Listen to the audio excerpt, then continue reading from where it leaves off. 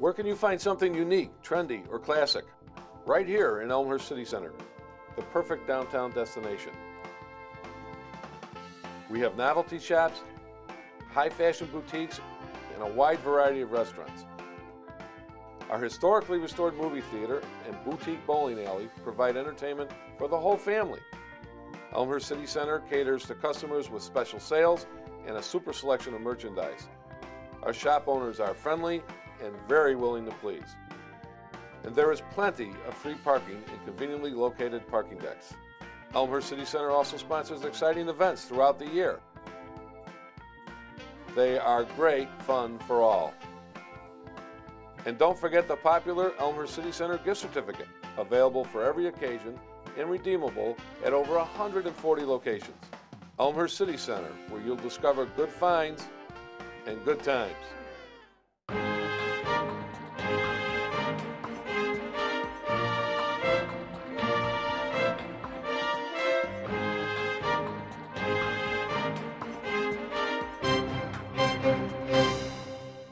Welcome to Elmhurst Now, a brand new program focusing on the people and the stories of Elmhurst, Illinois.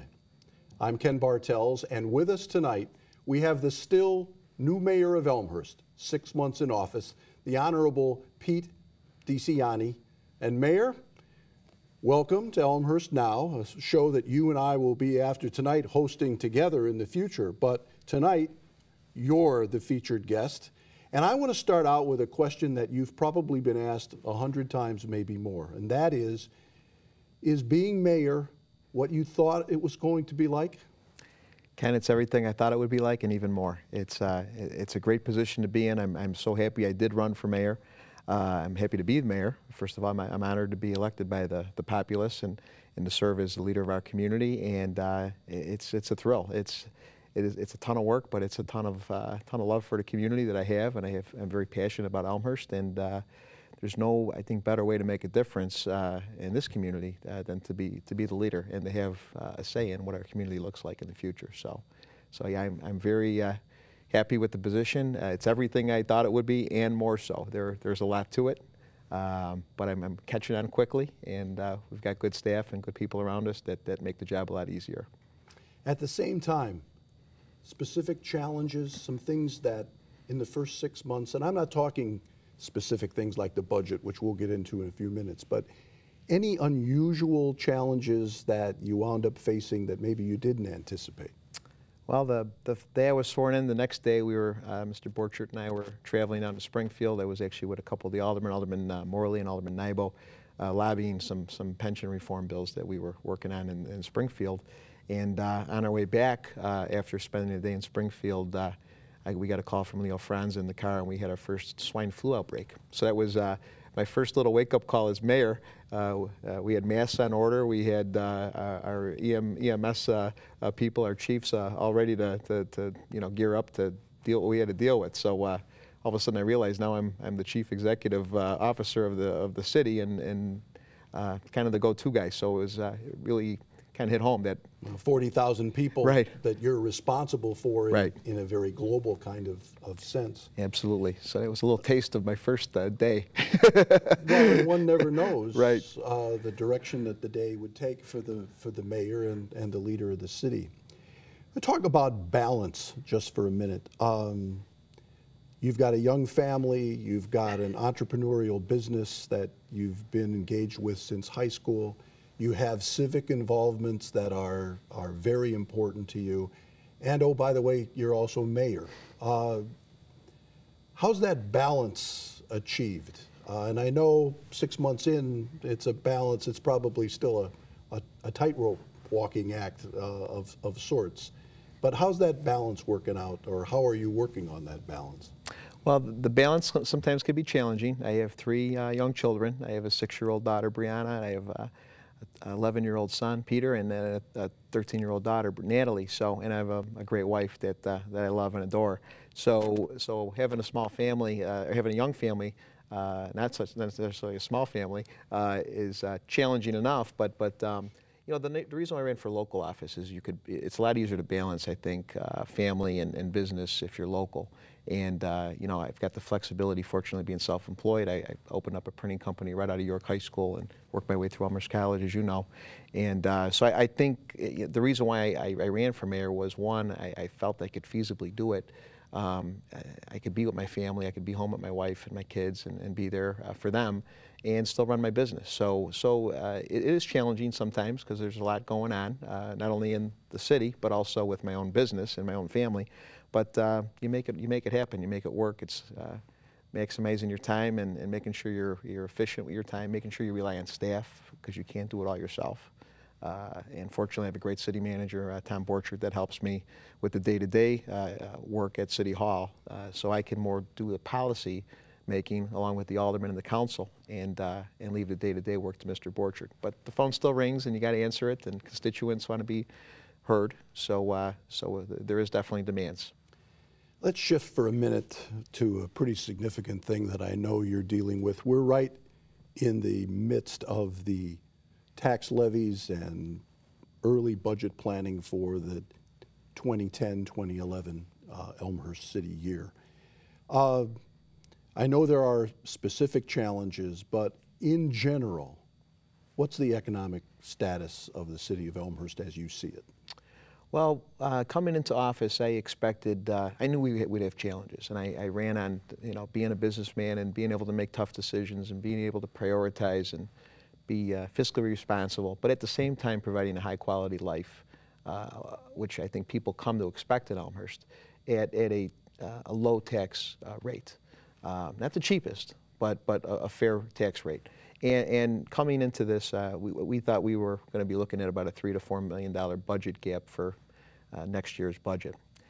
Because of even further declining sales tax revenues, we're looking at closer to a $6 to $7 million hole for next year. So we've got some tough decisions to make. As many people know, I ran on the fact that I would put much of these decisions in the hands of the community. So I formed a task force, 24 members on the task force, pillars of the community. Actually, one of my respected opponents, Scott Levin, is the chairperson of that committee, along with Kevin Diamond.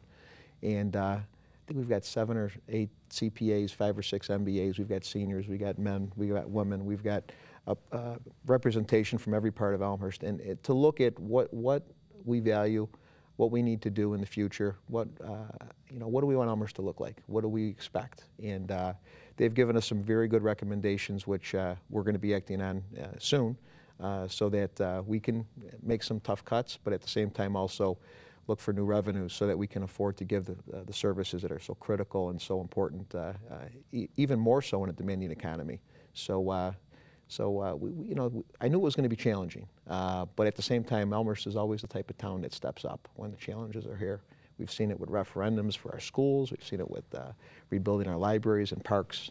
And I knew we needed somebody with good common sense and good leadership ability to bring people together to solve our future problems. And I'm looking forward to the challenge, and we've got a good group of people up there at the council level to make these tough decisions. What do you see in the city as you travel around and talk to the citizens? What do you see that gives you optimism that our city is starting to emerge from this long national recession that we've been all suffering with? Sure. Well, I see our downtown still vibrant and with a very low vacancy rate. I see people still going out and eating out in the restaurants, and I talk to the restaurant owners, and they're very, very excited. They're very happy. Business might not be as what it was, 5, 6 years ago, but they're making it. They're surviving this recession. I think we see the markets changing. We see not only the stock market coming back, but we start now seeing the real estate market coming back. These are all good indicators. The ultimate indicator too, I think, is the fact that Elmhurst is in such a great location compared to other communities. The outlanding suburbs, the Napervilles, the Genevas, where there's farmland, we're landlocked and we're in a great central location. And I think that puts us in a really good position for an economic comeback. I think we're poised for it. We haven't stopped putting money into our infrastructure. And I think we've got more of a big picture mentality in Elmhurst versus some of the other communities that maybe have kind of pulled back the reins to the point where they've stopped progress. We're watching, we're cutting where we can, but we're not stopping progress. Well, we'll stay on this subject when we come back, but right now, this is Elmhurst Now, and we're talking with the mayor, Mayor Pete DiCiani, and we'll be back after a short break.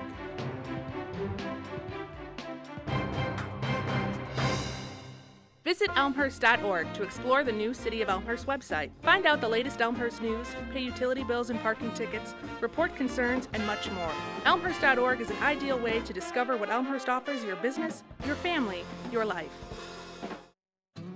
Hello, my name is Battalion Chief Don Novak with the Elmhurst Fire Department. Did you know that over 85% of the child passenger safety seats are installed incorrectly?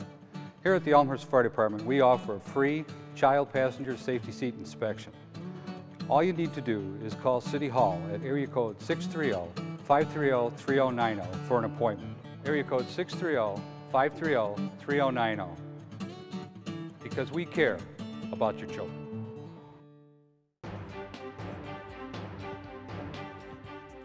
Welcome back to Elmhurst Now, the first in a series of programs on the people of Elmhurst and their stories.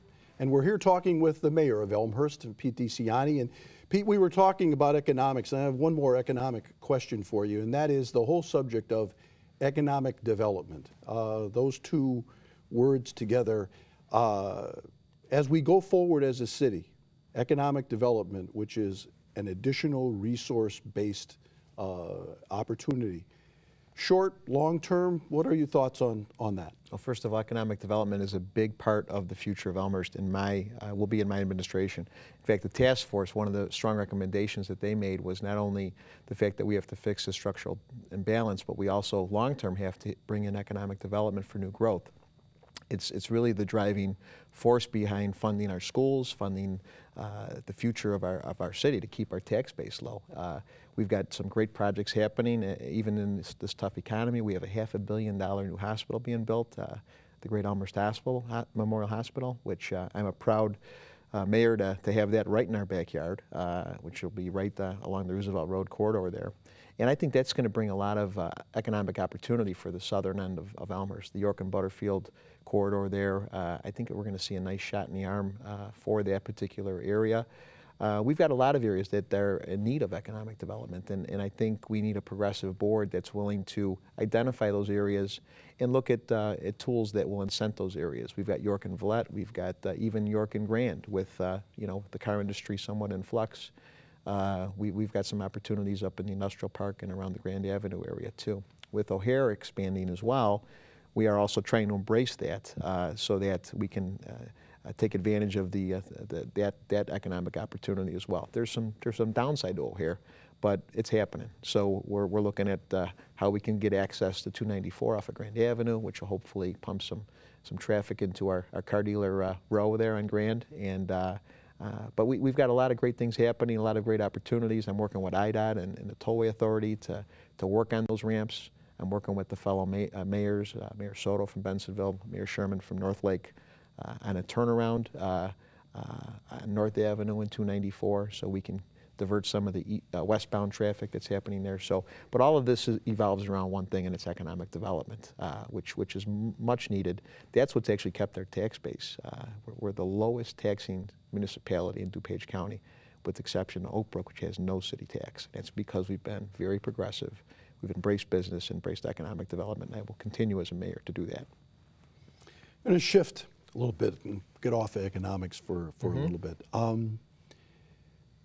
14-member city council, mayor, city council form of government, city manager form of government. But my sense is that the still new city council, the new collective 14 individuals, is very responsive, not only to the community and to their constituents, but also to your leadership. What has that relationship felt like as the still new mayor with the still new city council? It's felt good. We're working well together. We're communicating back and forth between the aldermen and our city manager and myself. I think we've got good dialogue. We definitely have aldermen that work hard, and that's important. And as a mayor, it's important for me because as the mayor, I'm kind of the leader, and there's a lot of isolated issues amongst the local areas of our community. Unfortunately, we have aldermen that represent each of the seven wards. We have 2 in each ward, and that kind of gives each little area of Elmhurst their own little two voices that can come to me, come to Mr. Borchert, and bring the issues that are near and dear to their areas, so that we can attend to them, get them resolved, and keep our constituents happy. So it's been a good group. You know, we've come a long way. We're still getting to know each other, but overall, I think we've got some good quality people up there. Let's go back for a second to election night, April 7, which I don't know about you, but it seems like an awfully long time ago. Yeah. It's really not 7 months. Can you contrast how you were feeling on election night and how you're feeling now 6 months as sitting mayor? And I don't mean so much the euphoria of that night as the challenges that have become part of your daily life. Sure. Well, election night was probably one of the most memorative moments in my life. Number one, marrying my wife was probably the number one, and then having my 3 children, you know, those kind of successes and attainments. But being elected mayor was probably right in the top. I'd say 5 of those. So, and it was a great feeling to be the mayor of a town that you grew up in since you were 9.5 years old, and a town that gave so much to me and my family. There were 7 kids, and very much blue-collar, working class family. That moved from the city, you know, back in 1976 into a little bungalow on the north side of town. I don't think I would have ever expected to be the mayor of Elmhurst, and it's an honor, it's a privilege, and what a great feeling it was to win and to be chosen by the people to lead. So it was a great night, and it's still a great night. I'd have to say that, you know, all of a sudden you win, and now you're in office, and then all of a sudden the challenges, and sobering.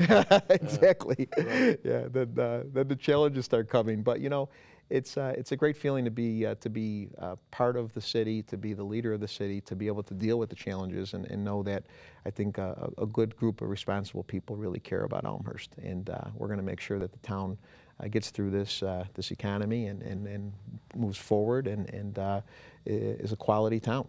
My dad chose Elmhurst because it was probably the best community, you know, within a 20-minute reach of where we were in the city. And he was a former school teacher, and he looked at all the different cultural and educational and location, downtown. I mean, we have a college, all the great things that Elmhurst has, and he picked Elmhurst and paid up for it, but he never looked back, and I'm glad he did it, because it was a great place to grow up. It's a great place to raise my kids too. Well, and you and I have talked about, why do people live in Elmhurst? Why do they come? Why are the stories that you hear about second and third generations, folks that move away, come back? It is that combination of factors that you just cited. So are you used to the Monday night schedule?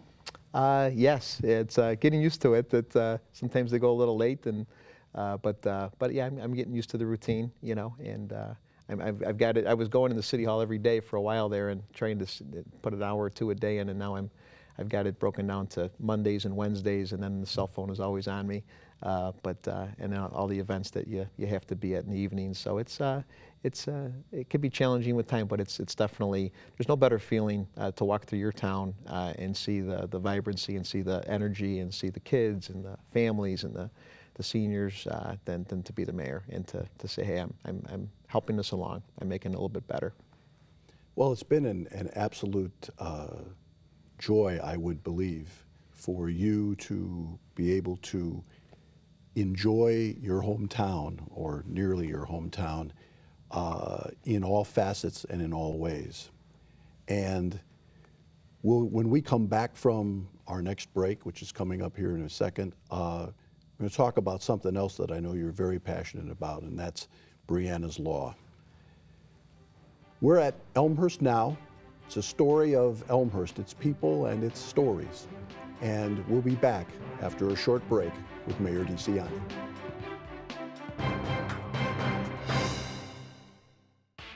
Have you visited the Elmhurst Public Library lately? The Kids Library is a wonderful place, especially with our many exciting children's programs. The second floor is home to the adult and teen collections. From research to magazines, we've got it. We have more than 80 computers throughout the building. Or bring your own laptop. The entire building has wireless access. Need a quiet place to study? Try our silent study rooms.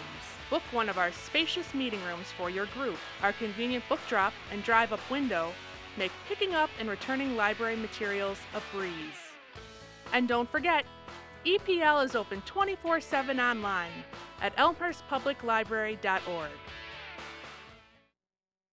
There are several thousand collisions involving trains each year, which result in over 1,000 injuries and several hundred deaths. A majority of these deaths occur when someone is struck by a train while trespassing on railroad property. Remember, railroad property is private property. Trespassing along railroad property is not only against the law, it's very dangerous. Avoid taking shortcuts. The only safe place to cross railroad tracks is at a designated crossing. Don't get caught dead on the tracks. Stay off, stay away, stay alive.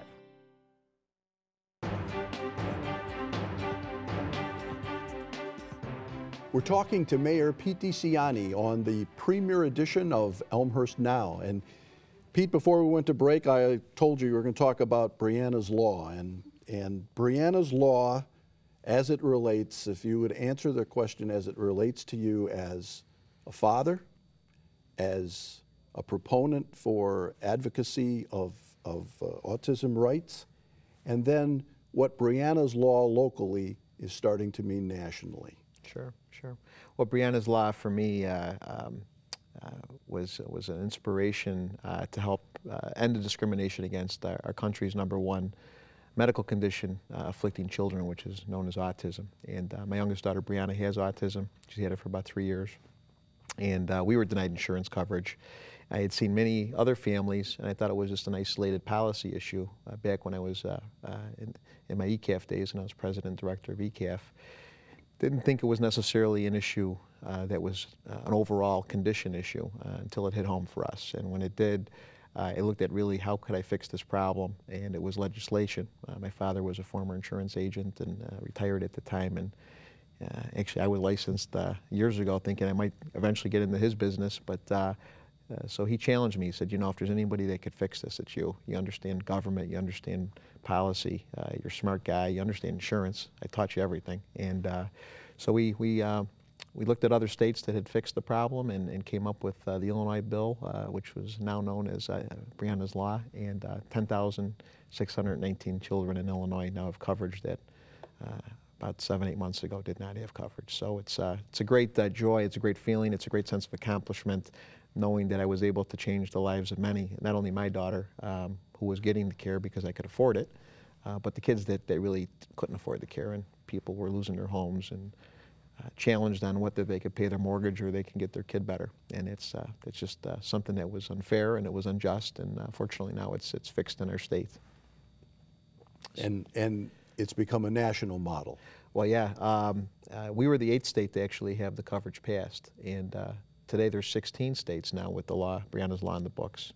And now Senator Dick Durbin, the Assistant Majority Leader in the Senate, is proposing Biancas Law at a national level. It's actually part of the President's national health care bill, and it will end the discrimination nationwide, which actually as a mayor, when I first was sworn into office, about 2 weeks later I had breakfast. I had the privilege of having breakfast with Senator Durbin, and I thanked him, and he was introduced, and many of the mayors knew me because of my advocacy, and they said, this is the guy that wrote the Illinois bill. And so he gave me a big hug, and actually he even took some suggestions and was open to some advice, which was great, and actually a lot of the things that he heard from me, he actually modified. So it's great to be a contributor. It's in Illinois. It was kind of the impetus to get it done, and all of a sudden it starts happening in other states. And similar to how I looked at Texas and some of the other states and just modified what they did and made it better,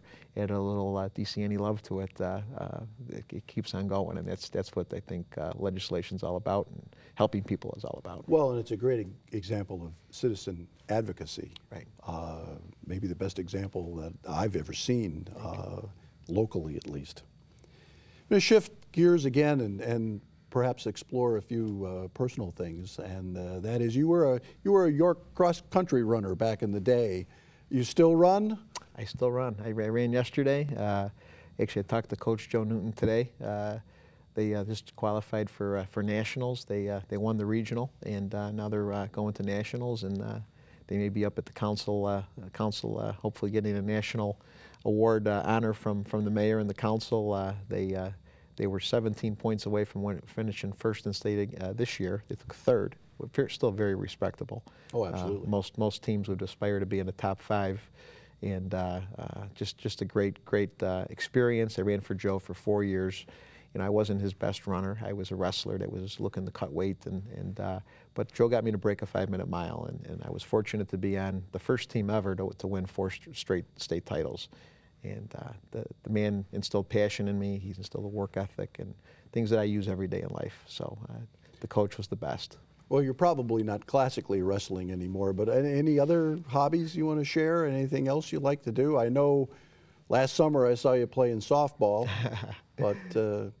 Played a lot of baseball, a lot of softball. You know, now that I'm 43, I do a lot with my kids. Now it's all about them. Now it's coaching the kids and making sure that they enjoy the athletics. And you know, my son's in the children's theater, and so it's nice to live through them now, and still like to keep in shape. I still hit the prairie path and hit make sure I get my biking in, but the cleats are hanging in the garage wall. Okay, Pete, some rapid fires for you. Just answer whatever comes to mind. Coffee or tea? Coffee. Salt snacks or sweet snacks? Depends. I like chocolate. I think that qualifies as sweet. There you go. Regular or diet? Regular. I love this one. Batman or Superman? Superman. Superman, really? Okay. Odd or even? Even. The beach or the mountains? Beach. Steak or lobster? Both. Classic. Most difficult one I'm going to ask you. Cubs or Sox? Cubs. You're not even going to hedge on that, right? All right. With all your public and personal responsibilities, I know you still have civic things that mean a great deal to you. Mm-hmm. Very quickly, because we're closing in on the end, a couple of things that you're still passionate about in terms of civic involvement. Fighting for people with disabilities. As mayor now, I'm the honorary chair of ECAF, and actually that was one of the first things that inspired me to run for mayor, was when I was president of ECAF, working with our previous mayor, Tom Marcucci. I always said, you know, this man is a great guy, and what he's doing for our community, I would eventually like to do. And so I'll always be a passion for people with disabilities, for people that are sick, and families that are in need. And ECAF kind of fills that gap for me, fills that void. And now as mayor, I'm the honorary chairperson. So that's probably one of the biggest advocacies that I look to. That's terrific, Pete. And as we close here, I want to share with our viewers that Elmhurst Now will be a quarterly program, and after this initial conversation this evening, the mayor and I will be co-hosting future editions of Elmhurst Now, and I look forward to working with you on deciding who we're going to bring on to tell the stories of Elmhurst, Illinois. I look forward to it too. There's a ton of great stories, and I look forward to the future shows. Ken, you're doing a great job. Well, thank you very much, Mr. Mayor. I am very delighted to have had this opportunity with you. I look forward to the future. This has been Elmhurst Now, the premier edition. For Mayor Pete DeCiani, I'm Ken Bartels, and thank you for watching.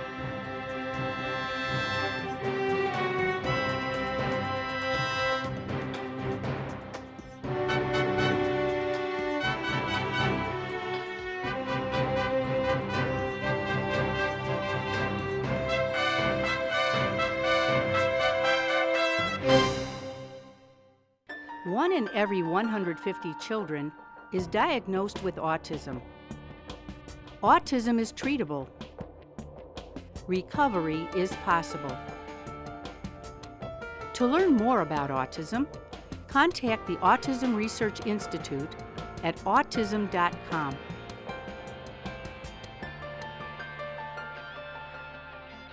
Don't let your child become a statistic. Hi, I'm Elmhurst Police Chief Steve Neubauer. Elmhurst is a great place to live and work. However, we are not crime-free. Many people in our community become victims of crime simply because they did not lock their belongings. I would ask you to do two things. First, lock your car, house, and bike. Secondly, call 911 to report suspicious activity to the Elmhurst Police Department. The Elmhurst Police Department reminds you to lock it or lose it. On April 1st, 2010, our nation will be counted. Every person, whoever they are, wherever they live. And what we learn will transform what we know about ourselves. The 2010 Census, it's a new portrait of America. The 2010 Census is an exciting milestone for America. It promises to deliver accurate information about our diverse and growing population. And it's important for the future of every community. Census data will be used to allocate over $300 billion in federal funds every year. The 2010 Census will be important to the nation because it is the foundation of our democracy. The census, no matter when it is the consummate partnership between local, state, and federal government. Communities use the data to plan for their future, like disaster and emergency services, healthcare services, schools, transportation, libraries, senior centers, and more. The 2010 Census builds on the success of previous censuses and is the best planned and most well-researched census ever. And innovations, like a new short census form, will help to make it even more successful. The 2010 Census, it's easy to complete. Data are always confidential and safeguarded. It's important. This census is a commitment to the American way of life. To be counted as a resident of the United States, I think, is one of the proudest things that can happen to you in this country. It's important. Stand up for yourself, be counted, let people know you're out there. The 2010 Census, it's a new portrait of America.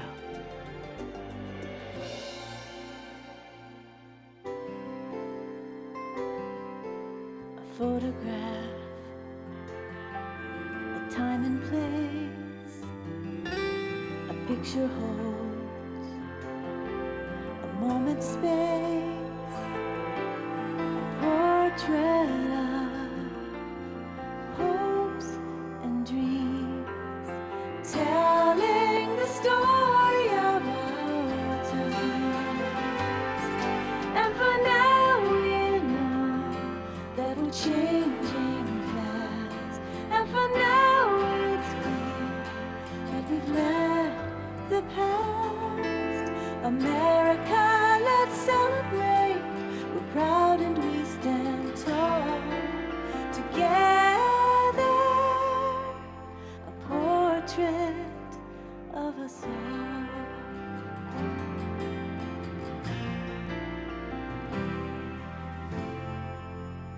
The 2010 Census, it's a new portrait of America.